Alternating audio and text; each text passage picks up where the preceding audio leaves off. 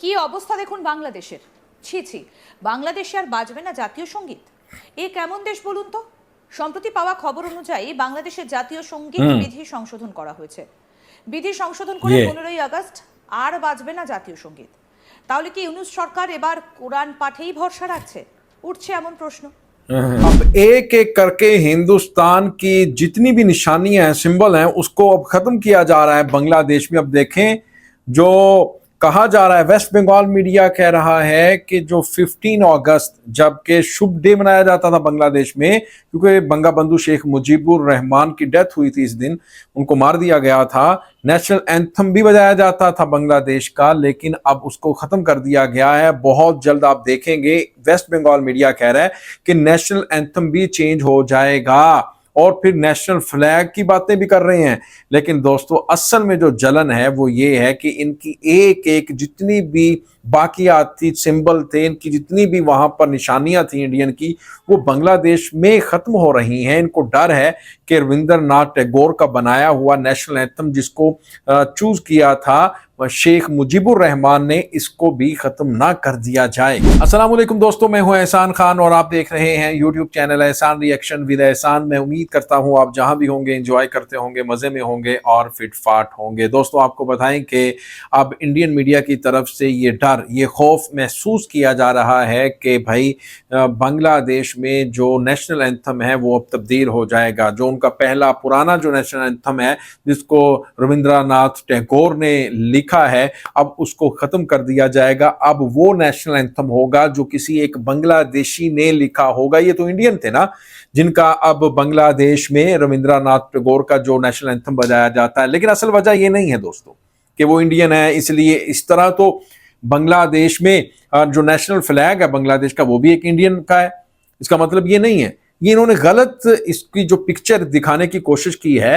अब वो कह रहे हैं कि जो नेशनल ये जो शुभ डे यानी दुख वाला दिन 15 अगस्त था, मुजीबुर रहमान का दिन मनाया जाता है, शुभ डे, और उनको मारा गया था। उसमें नेशनल एंथम भी बजाया जाता था, अब उसको भी खत्म कर दिया गया है। यानी 15 अगस्त को शुभ डे के तौर पर मनाया जाता था, अब वो नहीं मनाया जा रहा। बांग्लादेश में उसको खत्म कर दिया गया है। वो कह रहे हैं अब बारी है बांग्लादेश के नेशनल एंथम की, जिसको रविंद्रनाथ टैगोर ने लिखा, जिसको चूज किया शेख मुजीबुर रहमान ने। यानी इंडिया के वो तमाम जो इंडिया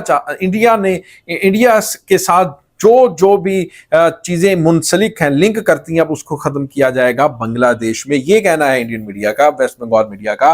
लेकिन दोस्तों, ऐसा नहीं है, बल्कि जी जो शुभ डे के तौर पर जो 15 अगस्त मनाया जा रहा था, उसको खत्म किया गया है, सिर्फ उसको खत्म किया गया है। लेकिन नेशनल एंथम वही है जो रविंद्रनाथ टैगोर ने लिखा था।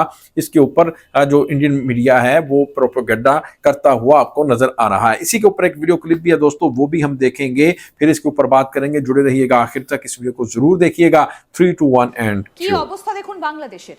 ছি ছি, বাংলাদেশে আর বাজবে না জাতীয় সঙ্গীত? এ কেমন দেশ বলুন তো। সম্প্রতি পাওয়া খবর অনুযায়ী বাংলাদেশের জাতীয় সঙ্গীত বিধি সংশোধন করা হয়েছে। বিধি সংশোধন করে 15ই আগস্ট আর বাজবে না জাতীয় সঙ্গীত। তাহলে কি ইউনূস সরকার এবার কোরআন পাঠেই ভরসা রাখছে? উঠছে এমন প্রশ্ন। এবার আপনাদেরকে বলি যে ঠিক কি ঘটেছিল। 15ই আগস্ট বাংলাদেশের জাতীয় শোক দিবস এবং ওই দিন জাতীয় সঙ্গীত বাজানোর নিয়ম বাতিল করল ইউনূস সরকার। দ্য ন্যাশনাল অ্যানথেম রুলস 1974 সংশোধন করে গত 19শে অক্টোবর নোটিশ জারি করেছে মন্ত্রিপরিষদ বিভাগ। উল্লেখ্য, এর আগে 15ই আগস্ট জাতীয় শোক দিবসের স্বীকৃতি বাতিল করা হয়েছে।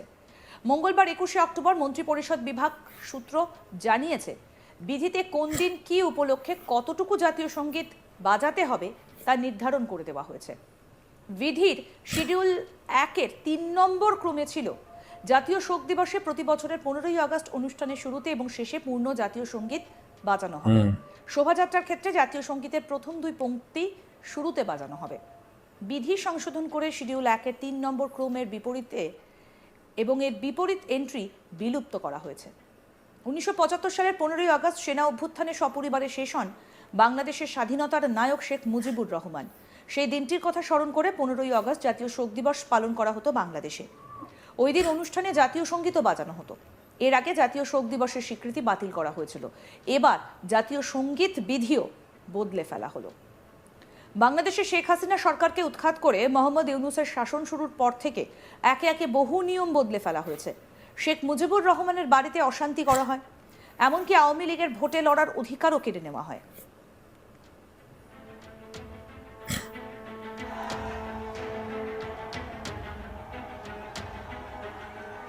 প্রসঙ্গত বলি, প্রবাসী সাংবাদিক ইলিয়াস হোসেনের লাইভ টক শোতে কথা বলেছেন দীর্ঘদিন আড়ালে থাকা বীর মুক্তিযোদ্ধা মেজর শরীফুল হক ডালিম।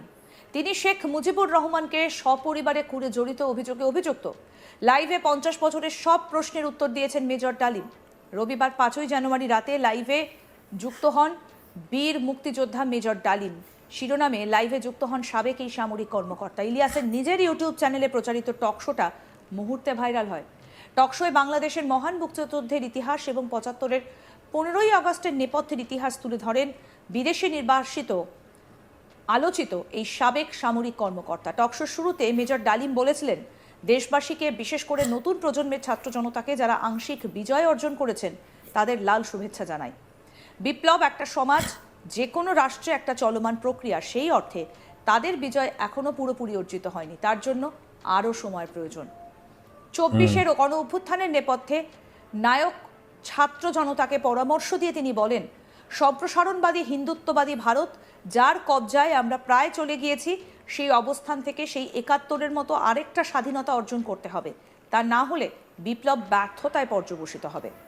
75-এর হত্যাকাণ্ডের নেপথ্যের কারণ জানতে চাইলে তিনি বিস্তারিত ইতিহাস তুলে ধরেন। तो दोस्तों, आपने ये वीडियो देखी है किस तरह से जनाब एक कहा जा रहा है, प्रोपोगंडा किया जा रहा है इंडियन की तरफ से, इंडियन मीडिया की तरफ से कि देखें नेशनल फ्लैग भी तो एक दोस्तों याद रखें कि इंडियन का बनाया हुआ है ना, वो हिंदू का एक का बनाया हुआ है, उसके ऊपर तो कोई बांग्लादेशी इतराज नहीं कर रहे। बांग्लादेश वाले ये नहीं कह रहे कि भाई इस फ्लैग को नहीं होना चाहिए, जो बांग्लादेश का मौजूदा करंट फ्लैग है इसको चेंज कर दिया जाए। कोई डिमांड ऐसी सामने नहीं आई। इसका मतलब ये हुआ कि सारे का सारा प्रोपोगंडा है, झूठ है, फेक स्टोरी है, फेक न्यूज है, और मेरे ख्याल में सिर्फ और सिर्फ बांग्लादेश को बदनाम करने की एक साजिश है, क्योंकि बांग्लादेशियों की तरफ से अभी तक कोई भी डिमांड सामने नहीं आ रही कि ये एक इंडियन का बनाया, एक हिंदू का बनाया हुआ जो नेशनल बांग्लादेश का फ्लैग है इसको चेंज कर दिया जाए।